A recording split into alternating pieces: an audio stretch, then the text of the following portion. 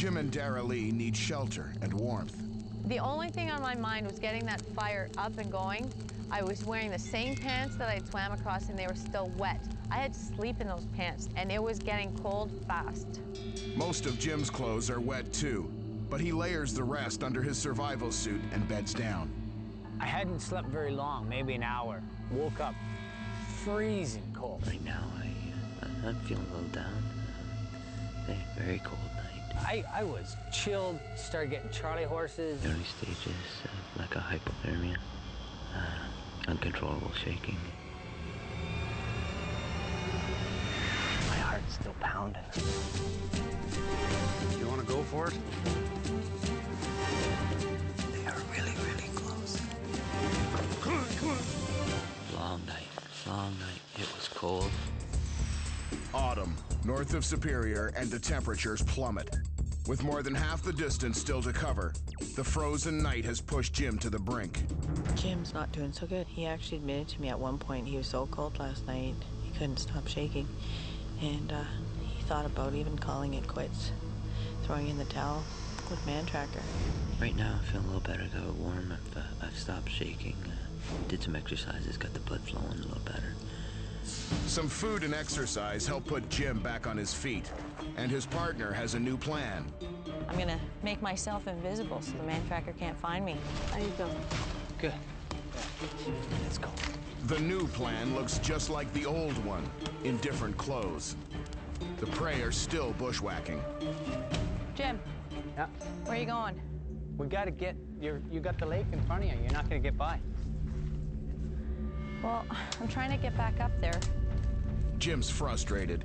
They can't afford to get separated in this swamp. Ow. Mantracker doesn't have to go far to find where the prey's tracks reappear on the road. We followed the little trail in, and there's tracks all over here. Still warm. They can't be too far ahead of us. Got a lean-to of some kind here. Looks like the tracks go out this way. The leaves are all disturbed here. So we can take the road around and hopefully find out where they come out. I think that's our best bet.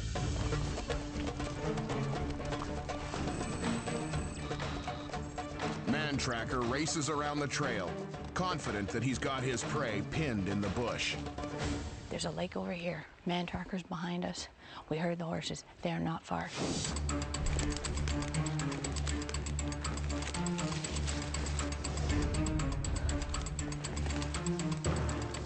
Don't, you're gonna tip me off. Watch. I'm gonna break them all off. Okay, yeah, just give it to my hand. There's nowhere else to cross. We're gonna have wet feet by the end of the day anyway. Yeah, we decided not to track them through the bush. Sandy had mentioned that there were little pot swamps in there and it would be not very good for us to go through with horses. So we elected to go around the road and pick up their trail on the other side. Bushwhacking has, for the most part, kept them out of sight of the trackers, but at the cost of speed. We're falling behind. And what are we gonna do when we find the road? We're gonna head south. We wasted 3 hours climbing mountains. We just gotta get places like this where we can put some distance behind us. And just as they begin to gain that distance, Dara Lee's ankle grinds the action to a halt. I tried taping Dee's ankle this morning, and we ended up wasting a lot of tape. But it just went. So she's gonna do it herself.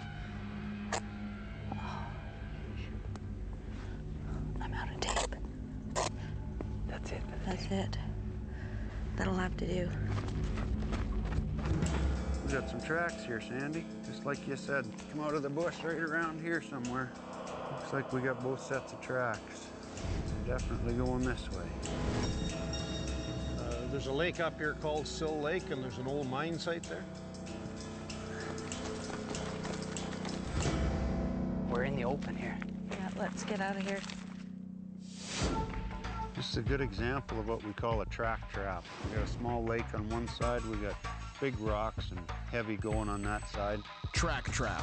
The prey are funneled onto track-revealing terrain. Yeah, we got tracks right there. Look, no trails. The gravel ridge looks like a good way to hide their footprints. but it's a dead end.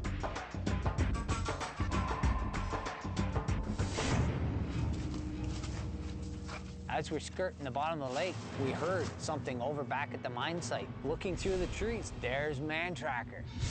Mantracker, he's on us.